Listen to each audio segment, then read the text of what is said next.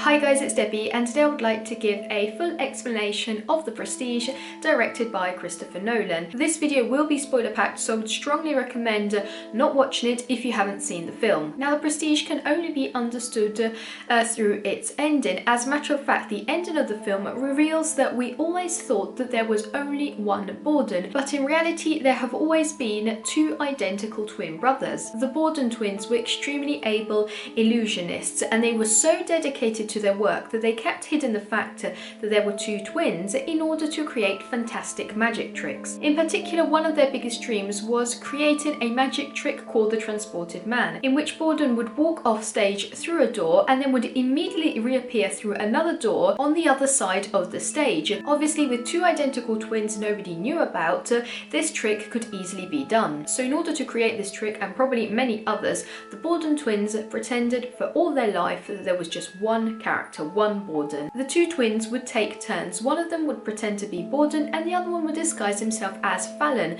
an assistant, a mysterious and silent man. As a matter of fact, if you look closely, Fallon hardly speaks throughout all of the film, and he is always heavily disguised with beards, glasses, hats, in order to hide his real identity. By living this secret life, the Borden twins managed to create their exceptional magic tricks, but obviously had a series of issues with their personal life.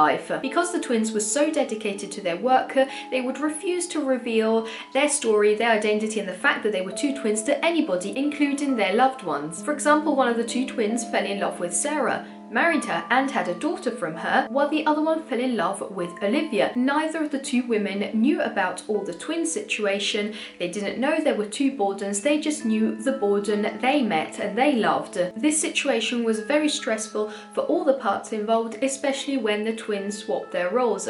For example, Sarah felt as if her Borden was cheating on her or just didn't love her anymore. We have to get our head around the fact that the Borden twins' dedication to their work was more of an insane obsession, because they reached the point of cutting their own fingers in order to display the same wounds. They didn't stop this crazy game for the sake of Sarah's daughter, and didn't even stop when she committed suicide. The Borden twins' main enemy was Angier, another magician. Angier and Borden's mutual hatred had actually begun years earlier when they used to work together at magic shows. Borden had involuntarily killed Angier's wife by tying a different knot around her wrists during a magic trick. During the years following the incident, the two performers had then followed separate paths as solo magicians, and they became angry, obsessed, and jealous of each other's tricks. They would each compromise the other one's tricks, sabotage their shows, injure each other and the audience, and they were so clever, jealous, and insane that they would arrive to the point of creating mock journals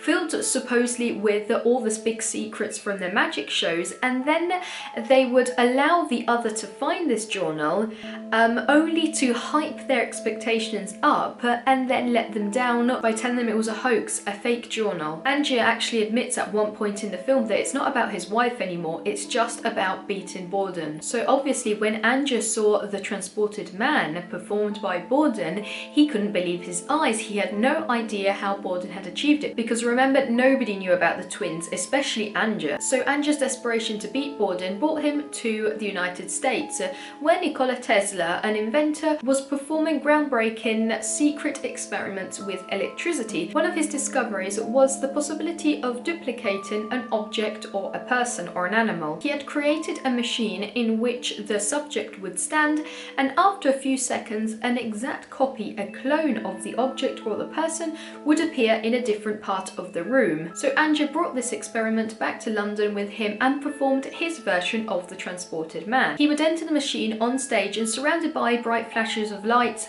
and sparks, he would disappear into a hole in the stage, in the floor, and he would let his identical clone appear in a completely different part of the theatre. The audience would believe he was performing magic and had transported himself from one part of the theatre to the other. To hide the fact that he was cloning himself, he would leave a tank of water right beneath the hole in which he dropped, and he would allow himself to fall into the tank and drown, and he would secretly allow allow his identical clone to keep on living. When one of the Borden twins saw the show, he immediately knew there was something odd going on, because he had only managed to achieve it because he had an identical twin. So he snuck backstage to discover how Angie was managing, and actually found Angie drowning in the tank.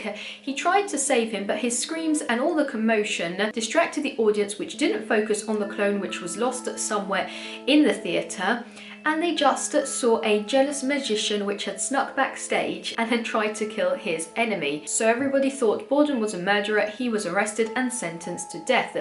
While he was in jail, he received numerous requests to reveal his secrets, his tricks, in exchange for freedom. Borden reluctantly accepts and then discovers that the person that was requesting these tricks was actually Angie's surviving clone. This clone actually visits Borden in prison, but just teases him. He tears the notes with his magic tricks on and leaves with his daughter.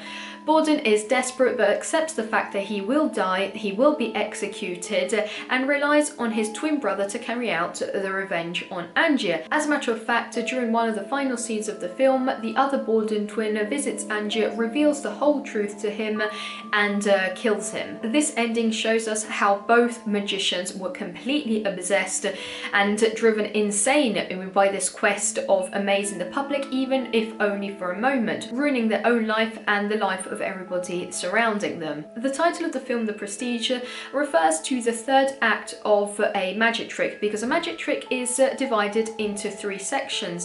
The first part, called The Pledge, in which we are shown a common situation, a normal situation, in which we know that there's something mysterious going on, but it looks completely normal. Then there is the turn in which something amazing happens, and then we have The Prestige, the final act, which is the most dangerous and extraordinary one, in which we are totally amazed. And this three-part act is perfectly replicated in the structure of the movie, as if it were all a big magic trick. The film does actually leave us with a few questions and doubts. For example, the fact that Angie didn't necessarily have to kill his clones. He could have just created one clone and used that one. He could have done this either because he didn't trust them, or, for example, as we saw during the film, he couldn't stand the idea of somebody else taking the credit for his own magic trick. The film actually concludes saying that we don't really want to know the truth, we prefer to be fooled and enjoy the trick, in this case the film. Let me know what you thought about The Prestige with a comment here below, and if you enjoyed this video, make sure to subscribe for many more movie related videos. See you soon, bye!